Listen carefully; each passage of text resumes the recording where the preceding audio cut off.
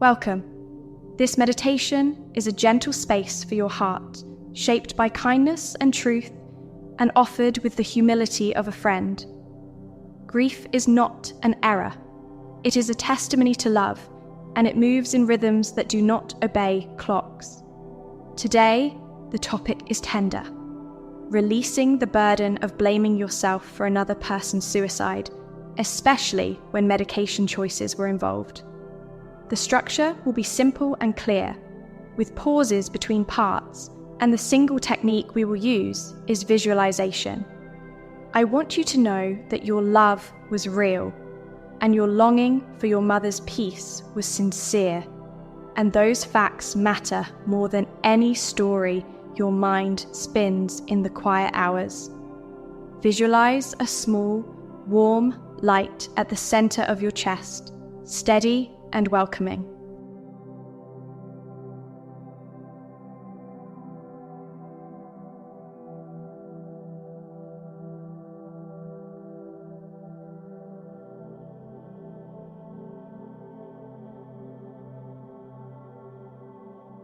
Suicide almost always arises from many converging forces: biology, mood disorders, trauma, life circumstances, and moments of unbearable pressure.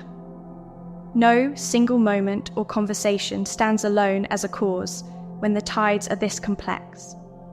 When antidepressants like SSRIs are started or stopped, research notes a small, time-limited statistical shift in risk in the early weeks. Even then, the difference is tiny on an individual level, and correlation is not the same as personal responsibility.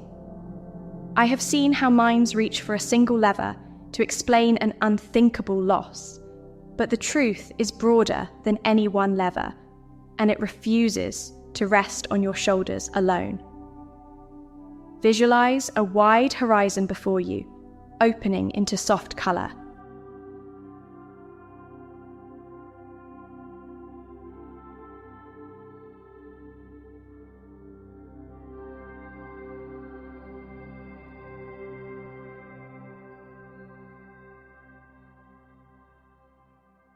Intention and outcome are not the same category in ethics, psychology, or spiritual growth.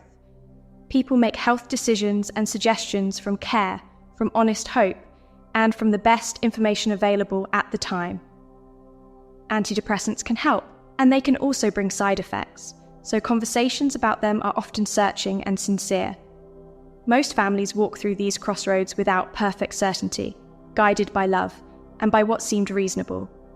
In the light of that love, it is clear that you sought relief for your mother, not harm, and love is not the villain in any story. Visualize yourself holding a gentle lantern whose glow does not flicker.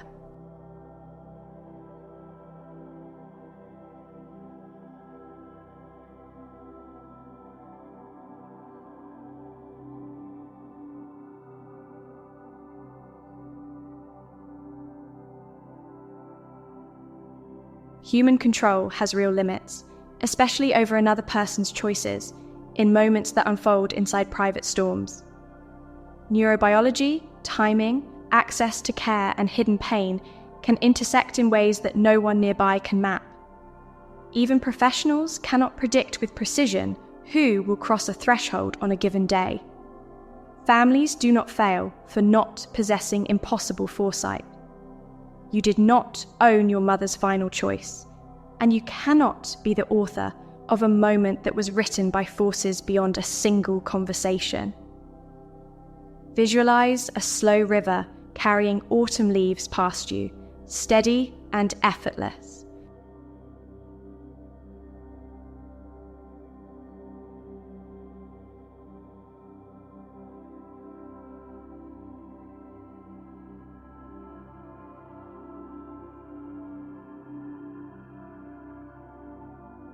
Self-blame often arrives as a shield that tries to offer control after control has been taken.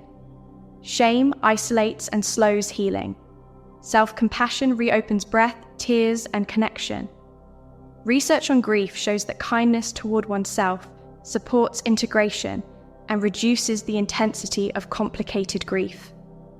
Spiritual wisdom whispers that your essence is love, and that love is the same presence that once moved through your mother's smile.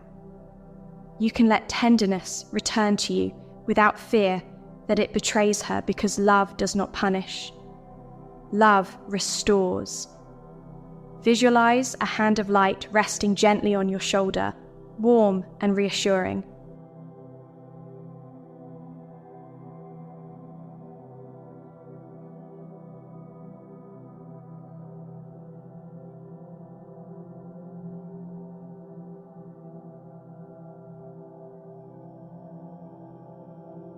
The numbers matter because they keep perspective anchored when feelings surge. Baseline suicide risk in relevant groups might be around 0.2 to 0.5%, and during early initiation or discontinuation of SSRIs, it may shift to roughly 0.3 to 0.75%. That is a small, absolute difference in population terms, and it cannot tell the story of any single person with certainty. Statistics describe crowds, not souls. They offer context, not verdicts. Even if medication changes played some part in the field of risk, the leap from a small statistical shift to your personal guilt does not hold together in reason or in love. Visualize a clear, open sky spreading above you, calm and boundless.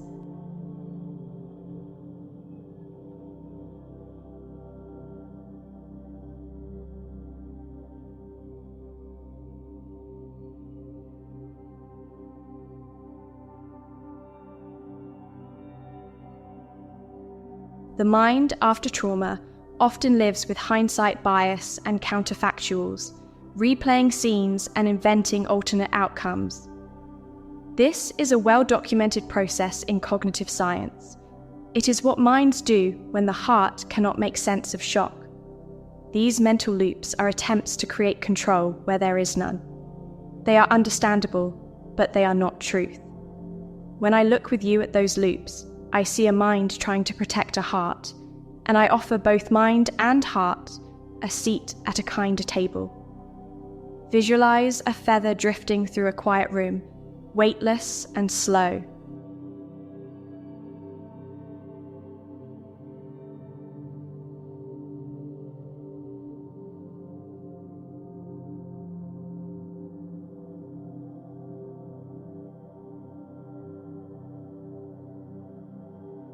Grief research shows that continuing bonds with those who die can be wholesome and healing. Love does not end with an event. It changes pathways and expressions. Rituals, memory, and gentle conversation in the heart can integrate this bond without trapping you in suffering. You may sense moments of presence that do not ask for arguments or proofs. In the language of spirit, your mother's love is wider than any single day, and it does not ask you to carry blame as the price of remembrance. Visualize a doorway of soft light slightly open with warmth spilling through.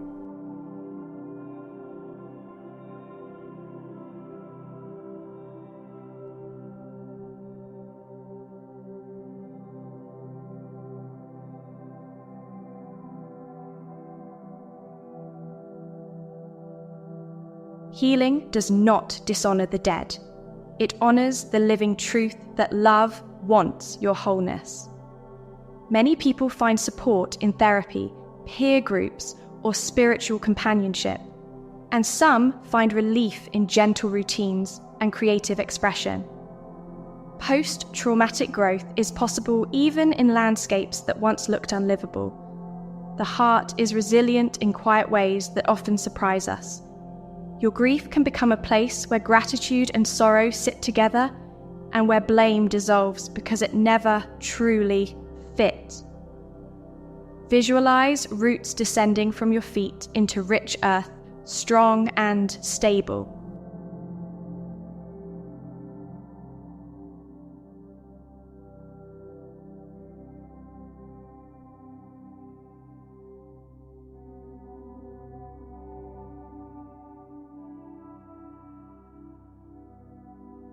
Responsibility, in its deepest sense, is your ability to respond here and now, not your obligation to rewrite the past. You can respond with honesty, with kindness to yourself, and with simple acts that honor the love you carry. Healthy boundaries respect the autonomy of every soul, including those we would have given anything to save. Releasing impossible responsibility is not avoidance. It is alignment with reality and love. From this alignment, you can let your life be a blessing rather than a courtroom. Visualize a mountain before you, unmoving and benevolent.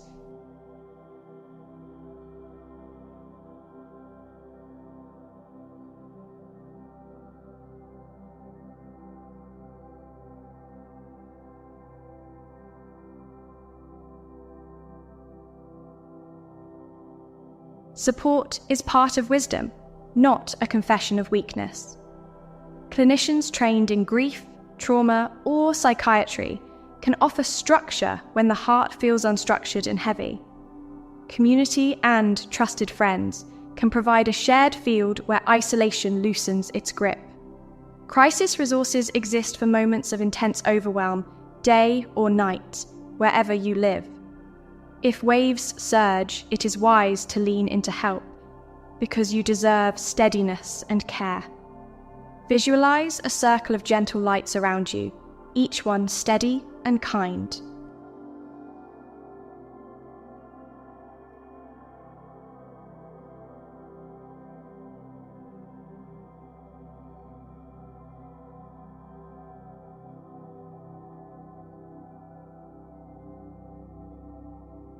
We arrive at a quiet closing that is not an ending, only a softer chapter. The message is simple. Carry love, not blame. Carry what is true, not what is heavy and untrue. Your mother's life was more than her last moment, and your life is more than this ache. Peace is not the absence of memory. It is memory washed in mercy. Thank you for sitting with me in this tender truth, and may your heart be blessed by a forgiveness that becomes the way you breathe. Visualize a sunrise within your chest, slowly brightening until the whole inner sky is filled with light.